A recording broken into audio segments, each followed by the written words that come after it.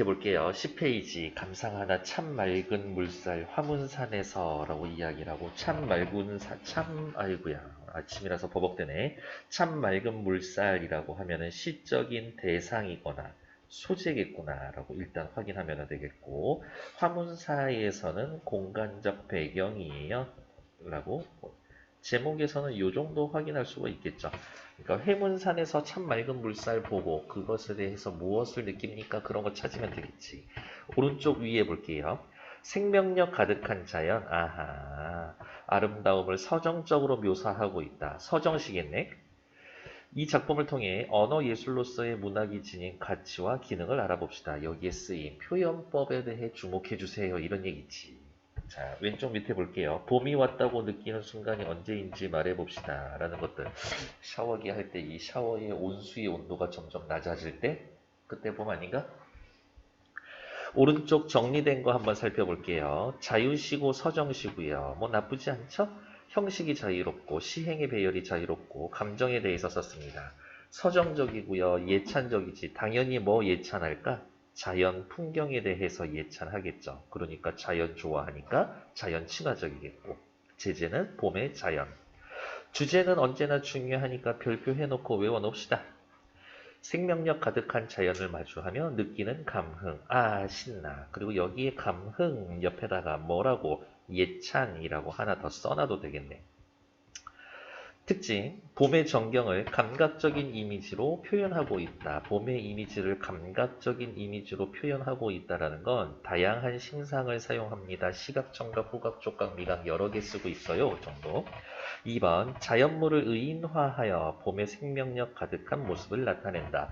의인화한다라는 말 대신에 뭐 자연물에 인격을 부여합니다. 이러한 말을 또 써주기도 하죠. 비슷한 문장 구조와 시어를 반복을 해서 비슷한 문장 구조를 반복합니다 라고 이야기를 하면 아, 대꾸법 쓰여져 있구나. 시어를 반복해서 화자의 감정을 생생하게 전달한다. 하지만 반복을 하면은 반드시 뭐가 생길 것이다? 운율이 생길 것이다. 옆에다가 운율 형성 이렇게 하나 또 써놔도 되겠죠? 영탄적 어조로 자연을 예찬하는 심정을 드러내고 있습니다. 영탄적 어조, 그러면 어떤 식으로 느낌표 꽝 하고 찍어줄 수 있을 만한 부분이 있을 것이다. 간결한 시행으로 옆에 봤더니 어때요? 행이 길이가 짧아. 간결한 시행 속에 화자의 감정을 당연히 압축적이고 섬세하게 드러내고 있겠지. 시를 줄여서 쓰고 있습니다. 아, 압축적이다. 다른 말로 함축적이다. 이러한 이야기도 해줄 수 있을 것이다. 밑으로 잠깐 내려올게요. 핵심 콕콕 작품의 주제 형상화 방식 1년의 1, 2행, 2년의 1, 2행에선 1년의 1, 2행에선 발가락 세로 부드럽게 흐르는 물살의 느낌을 환기한다. 그럼 이렇게 체크해야 되겠네. 물살을 발가락 세 사이에서 부드럽게 흐르고 있습니다. 2연의 1, 2행에서는 물살을 의인화하여 사람 취급해서 자연물을 사람 취급한다? 친하게 지낼 수 있겠죠? 자연 친화적 태도를 드러내고 있습니다. 밑에 나와 있는 말을 보면 화자는 참 맑은 물살에 대한 정감을 바탕으로 시의 주제를 형상화한다. 어머, 시의 주제 뭐라 그랬는데? 생명력 가득한 자연을 마주하며 느끼는 감흥 이런 거지. 왠지 봄이 되면 가슴이 울렁울렁하고 기분이 좋아지고 막 그러지 않나? 아직 겨울이라서 모르겠죠. 작품 속의 자연물과 화자, 맑은 물살과 연분홍 진달래꽃이 만발한 산 등 서로 한 몸이 되어 흐르는 존재. 아, 한 몸이 되어 서로 한 몸이 되어 흐르는 존재. 뭐 자연은 완전 분리되어 있는 게 아니라 서로 한 몸이구나. 거기에서 어울리며 조화를 이루고 있다. 이러한 자연의 감동에 대한 애정을 느끼고 있다. 여기 색깔 있는 형광펜 같은 걸로 이렇게 칠해 놓을게요. 화자는 이러한 감동에 자연하여 이에 대한 애정을 드러내고 있다. 왜냐고? 이게 오른쪽 페이지에 나와 있는 6번의 거의 그 답이니까요. 네. 문제 풀 시간 나중에 드릴 거고 우리 2학년 올라왔으니까 옆에 나와 있는 문제들도 꼼꼼히 다 같이 풀 거예요. 자, 본문으로 돌아옵시다. 사실 쓸 말들이 그렇게 많지는 않아. 시작해 봅시다. 참 맑을 물살, 발가락 사이에서 해적이네. 이 해적인데라는 표현이 너무 이쁘지 않니? 참 맑은 물살. 얘는 어디에 포함되어 있는 자연의 일부고, 발가락 사이에서 해적이고 있습니다. 느낌 어때요? 부드러운 느낌. 애기 고사리 순 좀 봐. 여기에다 꽝, 영탄법, 느낌표 하나 찍어줄 수 있을 것 같아요. 뭐뭐 좀 봐. 라고 이야기하면서 고압적이지는 않지만 명령형 어조를 사용하고 있다. 명령형 어조를 사용을 해서 자연을 한번 느껴봐. 라고 권유하고 있어요. 애기 고사리 순 좀 봐. 애기 고사리 순 막 태어나는 거죠. 사랑해야 할 날들이 느껴지지 않니? 정도 되겠죠. 사랑해야 할 날들이 지천으로 땅으로 하늘로 솟았네. 그러니까 무슨 얘기하고 싶어요? 자연에서는 생명력이 가득가득합니다. 이 이야기를 하고 싶은 거겠지. 어디까지 가나라고 부르면 부를수록 왜 불러요? 그 대상에 대해 애정이 있기 때문에. 대상에 대한 애정이 있기 때문에.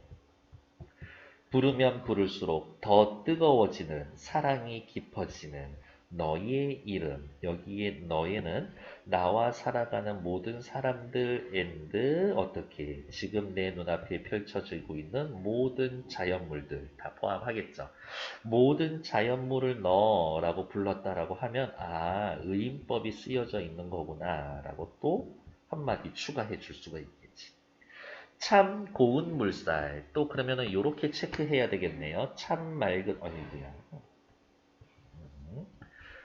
참 맑은 물살. 그 다음에 참 고운 물살. 어때요? 문장 구조가 반복을 하고 있죠? 그러면 옆에다가 문장 구조가 반복하고 있어요. 됐고 라고 확인해 놓으면 되겠지. 그리고 주의해야 될 거는 이거네요. 맑은 물살 해도 돼. 물살이라고 해도 되지. 그런데 굳이 참이라고 이야기하는 맨 위로 올라와서 이제 2번 나왔으니까 정리할게요. 시에서는 잘 쓰이지 않는 부사어를 활용을 하여서 진짜 맑구나 라고 하는 자신의 느낌 혹은 정서를 강조해 줍니다. 요 정도의 말도 써줄 수가 있겠지. 참 고운 물살. 머리카락 풀어서 적셨네. 어머, 물살에 머리카락이 있다라고? 물살이 곱게 흘러내리는 사람의 머리카락에 비유했습니다. 일단 비유법. 어떠한 비유법이요? 구체적으로 쓰자면 사람 표현, 사람 취급해줬죠? 의인법. 물살에 머리카락이 있다고 얘기했으니까. 출렁거리는 산들의 부신, 눈부신 허벅지를 봐. 옆에 이렇게 그림을 보면 이런 거지. 이렇게 물살에 산의 모습이 비춰지고 있어요. 출렁거리는 산들의 눈부신 허벅지 좀 봐. 이 허벅지는 누구 허벅지? 산의 허벅지. 산에도 허벅지가 있다고? 역시 의인법.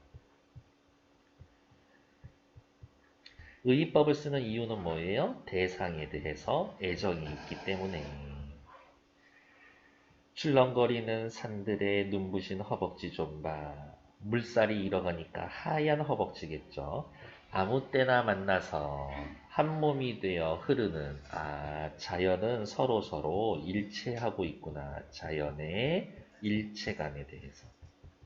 자연은 지 따로따로 노는 게 아니었었어. 한 몸이 되어 흐르는 눈물이 날 것 같은 벅찬 감정. 저들 연분홍 사랑을 봐. 누구와 누구의 사랑이에요? 물살과 산의 사랑인 건데 요렇게 해야 되겠네. 물살과 산 사이의 사랑이지만 사실 요거는 어떻게 자연 전체가 서로 느끼는 감정들 그리고 이것을 바라보는 화자의 마음 연분홍 사랑 좀 봐 라고 하면서 꽝 느낌표 찍어주고 요 정도면 영탄적 어조예요 라고 확인을 해 놓으면 되겠죠. 됐을까? 별로 문제될 건 없을 것 같아요. 옆에 나와 있는 6개의 문제 푸는데 딱 3분만 들여볼게요. 시작! 자, 뒷페이지 살펴볼게요. 자, 1번. 이 시의 화자에 대한 설명으로 적절한 것은 자연을 통해 깨달은 이치 아니야. 뭐 이치 이런 거에 대해서 이야기하는 거 아니야. 서정적이기 때문에 감정 표현해 주니까요. 1번 탈락. 2번. 인간을 포용하고 사랑하는 자연물을 예찬하고 있다. 자연물을 예찬하고 있는 건 괜찮아. 근데 여기에 있는 자연물들은 지들끼리 조화를 이루면서 살아가는 거지. 인간을 포용하고 사랑하는 거 아니죠? 탈락. 3번. 자연에 동화되어 살아가고 싶은 심정. 나도 자연의 일부가 되고 싶어요. 그런 마음은 없는 것 같아요. 탈락. 자연의 활기찬 생명력을 세세히 관찰하며 그렇지 감탄하고 있습니다. 오케이 나쁘지 않아. 그래서 주의하셔야 됩니다. 이 시는 자연의 모습을 관찰하고 있기 때문에 관조적이다 라고 이야기를 하면 이 시에서는 틀린 얘기야.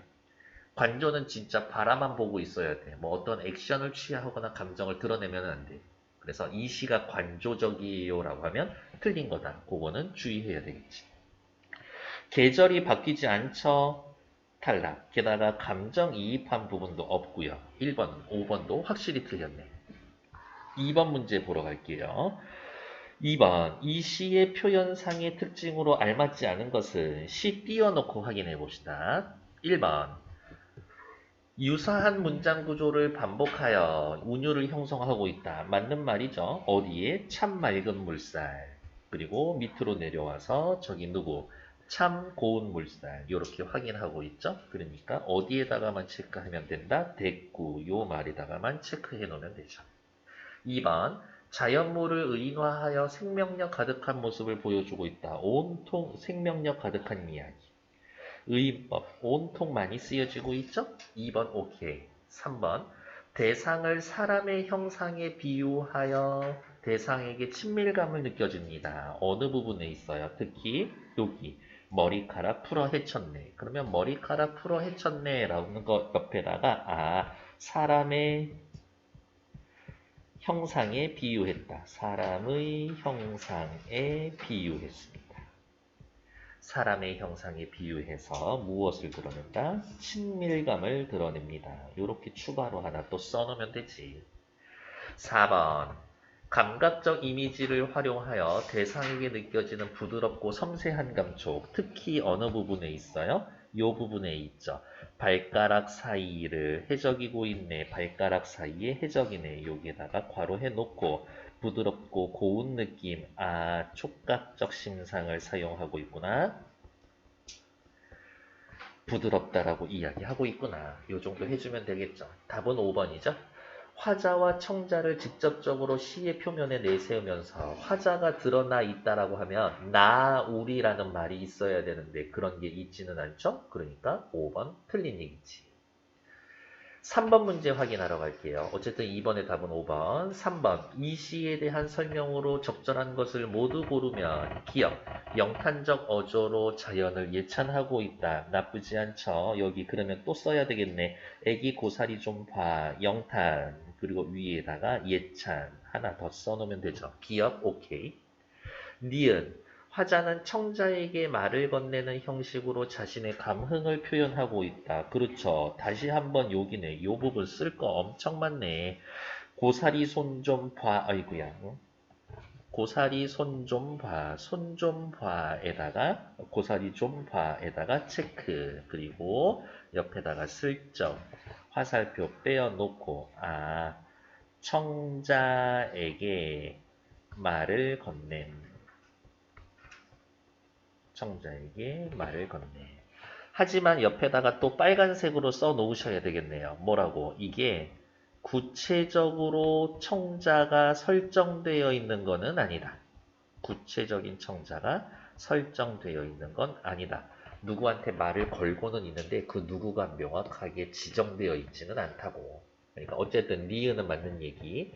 디귿. 이연의 눈물 나는 생명력 어디에 있을까? 눈물 나는. 그렇죠. 여기에서는 생명력 넘치는 자연과 달리 쓸쓸한 것? 아니요. 여기 밑에 뭐라고 나와 있어요? 화자의 벅찬 감정. 화자는 벅찬 감정을 느끼고 있습니다. 도대체 왜? 자연의 정경에, 자연 정경에 감탄했기 때문에. 이러한 벅찬 감정을 느끼고 있습니다. 디귿 들어가면 안 되겠네. 리을, 이연의 한 몸이 되어 흐르는, 여기 있네요. 한 몸이 되어 흐르는 에서는 서로 조화를 이루는 자연 풍광을 구체적으로 드러냅니다. 자연의 일체감, 옆에다가 또 써야 되겠네. and, 지들끼리 잘 조화를 이루고 있습니다. 그러니까 3번에 4번 정답. 4번 문제 확인하러 갈게요. 이 시에서 보기에 해당되는 식구를 찾아 쓰시오. 고정된 상태의 자연물이 자아내는 동적인 느낌과 분위기. 일단 체크, 동적인 느낌. 시각적 이미지를 활용했다. 시각적. 자연물에서 느낄 수 있는 환한, 밝은 이미지를 시어를 찾아야 되겠네. 자연물을 사람의 신체와 견주어 비유하여 친근감을 주고 있습니다. 어느 부분 찾으시면 돼요. 이연에 나타나 있는 출렁거리는 산들의 부신 허벅지 좀 봐. 여기 쓰시면 되겠네요. 일단은 한 번은 써봅시다. 출렁거리는 산들의 부신 허벅지 좀 봐.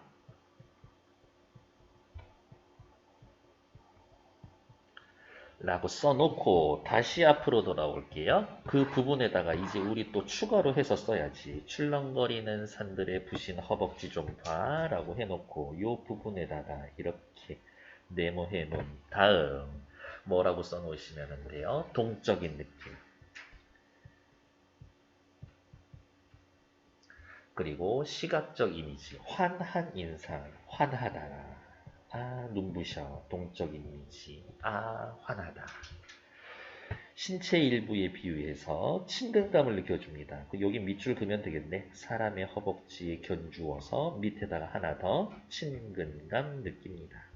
물론 파란색으로 써놓은 거랑 겹쳐지는 부분들은 많이 있어요. 뒤에 나와 있는 5번 체크하러 갈게요. 이 시와 보기를 비교해서 감상했을 때 적절하지 않은 것은 공광규의 별 닦는 나무. 이 말 너무 이쁘지 않냐? 은행나무를 별 닦는 나무라고 부르면 안 되나? 이 은행나무가 시적인 대상이고요. 소재가 되겠죠? 별 닦는 나무라고 부르면 안 되나? 라고 했지만 별 닦는 나무라고 부르고 싶어요. 이러한 말이겠지. 비와 바람과 햇살을 쥐고 열심히 별을 닦던 나무. 어머, 나무가 손에 비바람 햇빛이라고 하는 자기 이외의 다른 자연물을 가지고 열심히 별을 닦고 있습니다. 역시 의인법 쓰여 있네요. 가을이 되면 별가루가 묻어서 순금빛 나무가 됩니다. 시각적 이미지를 활용을 해주고 있죠. 나도 별 닦는 나무가 되고 싶은데 나라고 하면서 시의 화자가 시의 표면에 드러나 있습니다. 나도 별 닦는 나무가 되고 싶은데 요거는 시적 화자의 소망. 근데 이 별은 뭐 당신이라는 별을 좀 오글거리는 것 같아. 당신은 나에게 있어서 별이에요. 당신은 별입니다. 놓치기 쉽지만 은유법도 쓰여져 있고. 열심히 닦다가 당신에게 순금물이 들어. 당신 지금 순금 색깔인데 나도 순금물이 들 거예요. 당신과 동화 혹은 일체감을 아름답게 지고 싶어요. 그렇게 되고 싶어요. 동화, 일체감을 소망하고 있다. 이런 나를 별 닦는 나무라고 불러주면 안 되나? 어머, 살펴봤더니 별 닦는 나무라고 은행나무를 별 닦는 나무라고 부르면 안 되나? 이런 나를 별 닦는 나무라고 불러주면 안 되나? 요 정도면은 대꾸지. 당신이라는 별에 아름답게 지고 싶은 나를 별 닦는 나무라고 불러주면 안 되나? 문장 순서가 뒤바뀌어 있죠? 도치도 쓰여 있고. 1번. 이 시와 보기 모두 자연물 간의 친화적인 양상이 있습니다. 나쁘지 않죠? 특히 이 시에서는 누구? 은행나무랑 비, 바람, 햇빛이라. 그러면 밑에다가 쓸까? 여기 보기에서는 누구끼리? 은행나무하고 비, 바람, 햇빛하고 친화적인 양상을 보여주고 있죠. 뭐 날 걸레처럼 쓰고 있어. 비바람 햇빛이 막 저항하고 반항하는 건 아니니까. 2번. 이 시와 달리 보기에서는 인간 사이의 교감이 나타나 있습니다. 나쁘지 않죠. 인간 사이의 교감. 누구? 나하고 당신 사이 교감이 나타나 있죠. 2번 괜찮아. 3번. 보기와 달리 이 시에서는 계절감을 드러내는 소재가 나타나고 있습니다. 가만히 살펴보면 어떻게 해요? 이 시에서 계절감 드러내는 소재가 있나? 참 맑은 물살에는 딱히 계절감이 드러나 있지는 않죠. 그러면 누구? 가을 여기는 살펴볼게요. 보기와 달리 이 시에서는 참 맑은 물살에서 어디가 있냐? 계절적 배경을 드러내는 거? 뭐 굳이 찾으면 애기 고사리 순, 요 정도 될 것 같아요. 애기 고사리 순이 돋아나는 시절. 이렇게. 얘를 계절적 배경이라고 볼 수도 있고, 보기에서는 은행나무가 대놓고 노랗게 물들어가고 있으니까 보기에서는 확실히 계절감 있지. 그러면 이렇게 체크해 볼까? 계절감은 이 시에도 있고 보기에도 있고, 그러니까 3번 틀리다고 해야 되겠죠. 4번. 이 시에서는 자연에 대해서, 보기에서는 당신에 대해서 애정이 드러납니다. 그렇지. 5번. 이 시와 보기는 모두 동일한 시어와 유사한 문장 구조의 반복을 통해 시적 의미를 강조하고 있습니다. 이 시에도 반복이 있고요. 보기에서도 반복이 있지. 그러니까 5번 맞는 말 해주면 되죠. 답은 3번.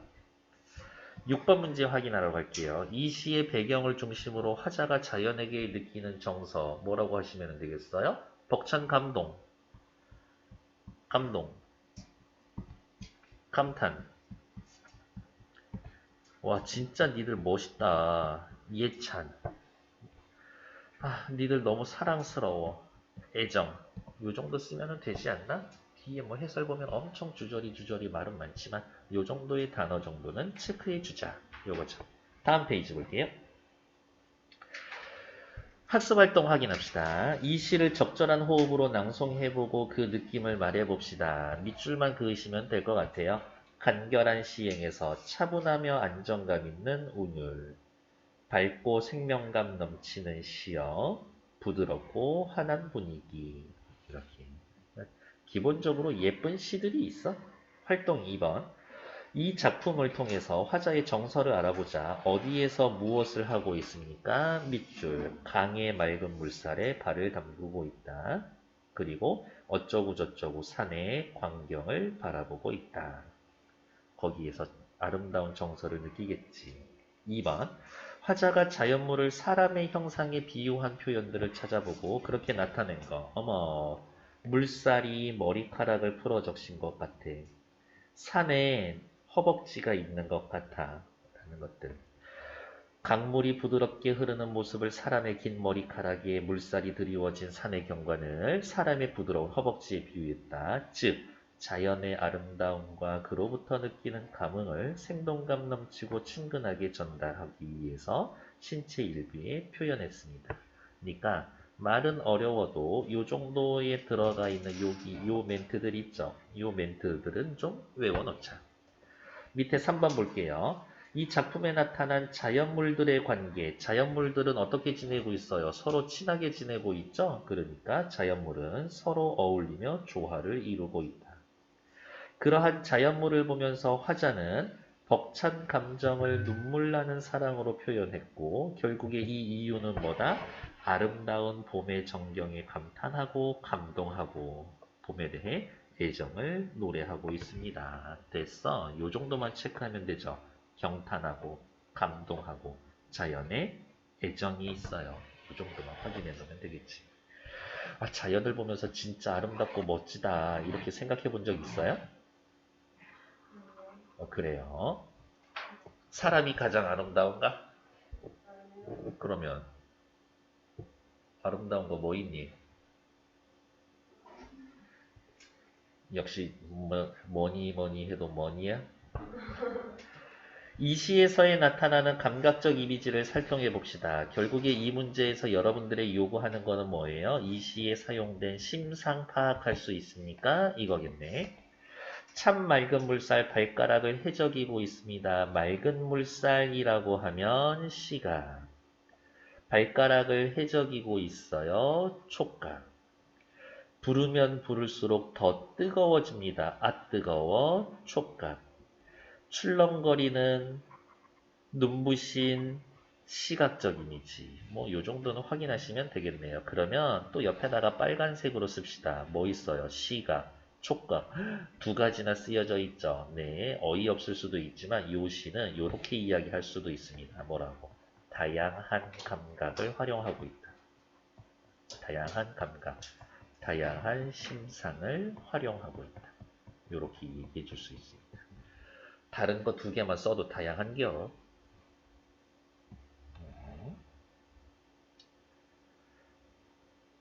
다음 또 이어지는 내용 보러 갈게요. 1년과 2년에 반복적으로 나타나는 시어와 문장 구조를 살펴봅시다. 뭐 이런 거는 그냥 찾으면 되겠고 4번 다음 글을 참고하여 이 작품이 어떤 점에서 아름다운지 생각해 봅시다. 다음 글 한번 살펴보도록 할게요. 어디가 있냐 됐어? 뭐 딱히 보실 건 없었을 것 같고요. 그 다음 작품을 감상하고 활동해보자. 어머 은행나무 별 닦는 나무 우리 앞에 나와 있는 문제에서 제가 다 설명드렸죠? 그래서 얘는 일단 패스. 밑에 별 닦는 나무에서 자연물의 교감이 인간의 교감으로 바뀌는 부분을 찾고 화자가 소망하는 부분을 찾아봅시다. 어느 부분에서? 1년과 2년에서는 은행나무와 별 이야기를 하고 있죠. 근데 3년에서부터 화자와 당신의 관계를 이야기를 해주고 있습니다. 3년에서부터 내가 당신을 닮고 싶어요. 뭐 이러한 거 찾으면 되겠지. 나 당신을 닮고 싶어요. 왜? 당신에게 헌신하고 지고지순한 마음으로 사랑하고 싶어요. 정도 확인해 놓으면 되겠지. 만약에 밑에 나와 있는 별 닦는 나무가 나온다라고 하면 2번 문제는 확실히 중요한 문제가 될 거예요. 그래서 2번에다가 별표 체크. 밑으로 내려와서 정서와 표현 부분에서 별 닦는 나무에서는 당신을 읽기만 해도 됩니다. 연모하는 순수한 마음이 진솔하게 드러나 있습니다. 당신을 연모하는 순수한 마음. 참 맑은 물살에서는 생동감 넘치는 봄의 자연의 애정을 느끼고 경탄합니다.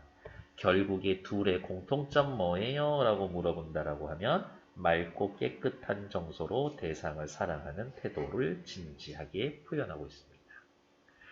표현 방법만 보자면 별 닦는 나무는 동일한 시어와 유사한 문장 구조 반복, 시적 의미 강화, 인격을 부여해서 대상으로 받은 감각적인 시어, 참 맑은 물살에서도 이렇습니다. 그래서 밑줄, 시어와 문장 구조의 반복, 의인화, 감각적 묘사, 얘네들이 공통되는 겁니다. 그러니까 다른 건 다 안 외워놔도 여기에 쓰여져 있는 공통점은 좀 외워 놓으셔야 되겠다.